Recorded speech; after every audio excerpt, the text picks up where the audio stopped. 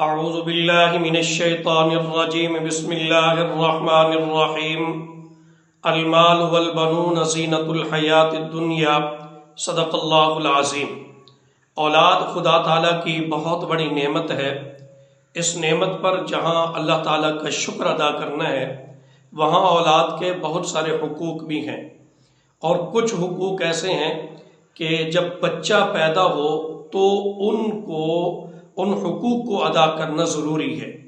ان میں سب سے پہلا حق یہ ہے کہ جب بچہ پیدا ہو تو اس کے کان میں اذان دی جائے، یعنی بچے کو نہلا دھلا کر صاف ستھرا کر کے اس کے دائیں کان میں اذان دی جائے اور بائیں کان میں تکبیر کہی جائے۔ سیدنا حسن بن علی رضی اللہ تعالی عنہ جب پیدا ہوئے تو نبی اکرم صلی اللہ علیہ وسلم نے دائیں کان میں اذان دی اور بائیں کان میں تکبیر کہی۔ اور اذان دینے کا ایک فائدہ حدیث مبارکہ میں یہ بھی ہے کہ نبی پاک صلی اللہ علیہ وسلم نے فرمایا جس بچے یا بچی کے کان میں اذان دی جائے اس کو الصبیان کی بیماری نہیں ہوتی۔ یہ بچے کمزور ہو جاتے ہیں، سوکڑا جن بچوں کو ہو جاتا ہے یا اسی طرح جنات وغیرہ کا جو سایہ ہے تو یہ اس سے دور ہو جاتا ہے۔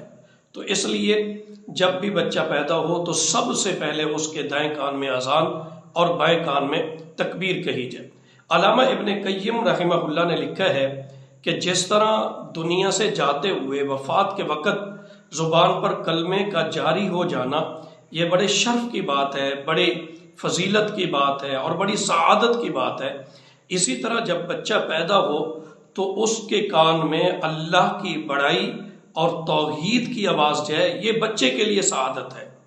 تو اس لیے بچے کی پیدائش پر اس کو صاف ستھرا کر کے سب سے پہلے اس کے دائیں کان میں اذان اور بائیں کان میں تکبیر کہی جائے۔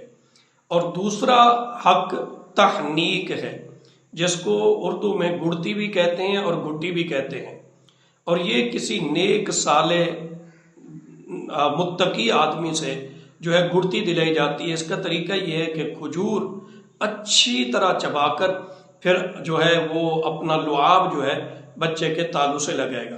سیدنا اسماء بنت ابی بکر رضی اللہ تعالی عنہ بیان کرتی ہیں کہ ہجرت کے بعد جب ہم قباء پہنچے تو میرے ہاں عبداللہ بن زبیر کی ولادت ہوئی، تو میں ان کو لے کر رسول اللہ صلی اللہ علیہ وسلم کی خدمت میں آئی تو آپ صلی اللہ علیہ وسلم نے کھجور منگوائی، اس کو چبایا اور پھر اپنا لعاب مبارک عبداللہ بن زبیر کے تالو کے ساتھ لگا دیا۔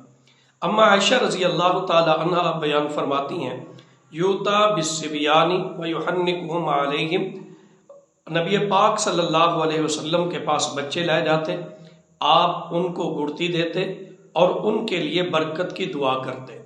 تو یہ گڑتی اس لیے ہے تاکہ سب سے پہلی چیز جو بچے کے پیٹ میں یا بچی کے پیٹ میں جائے وہ نیکی کے اثرات ہوں۔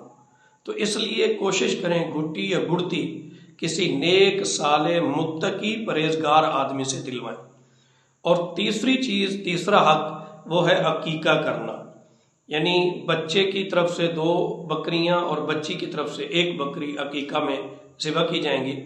اور اس کا فائدہ ایک حدیث میں ہے الغلام مرتہن بعقیقتہ، کہ بچہ اپنے عقیقے کے ساتھ گروی ہوتا ہے، یعنی جب تک عقیقہ نہ کیا جائے مصائب، بیماریاں اور پریشانیاں بچے کو گھیرے رہتی ہیں، لیکن جب عقیقہ کر دیا جائے تو پھر بچہ بیماریوں سے اور پریشانیوں سے اور مصیبتوں سے محفوظ ہو جاتا ہے۔ لیکن یہ مسئلہ یاد رکھیں کہ اگر آپ آسانی کے ساتھ عقیقہ کر سکتے ہیں تو عقیقہ کیجئے گا، ورنہ مشقت میں نہ پڑیے گا کہ آپ قرض اٹھا کر اور پریشانی میں مبتلا ہو کر عقیقہ کریں، اس کی شریعت اجازت نہیں دیتی۔ اگر گنجائش ہے تو عقیقہ کیجئے 7ویں دن، 14ویں دن یا 21ویں دن۔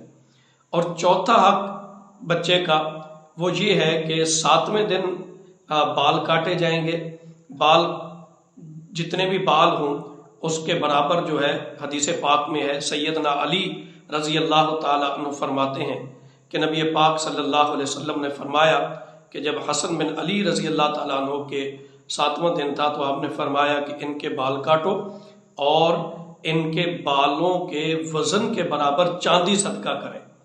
تو اس حدیث مبارکہ سے معلوم ہوا کہ جتنے بال ہیں اتنی ہی چاندی صدقہ کی جائے گی۔ لیکن چونکہ آج کل چاندی کا رواج بہت کم ہے تو آپ پیسے بھی صدقہ کر سکتے ہیں۔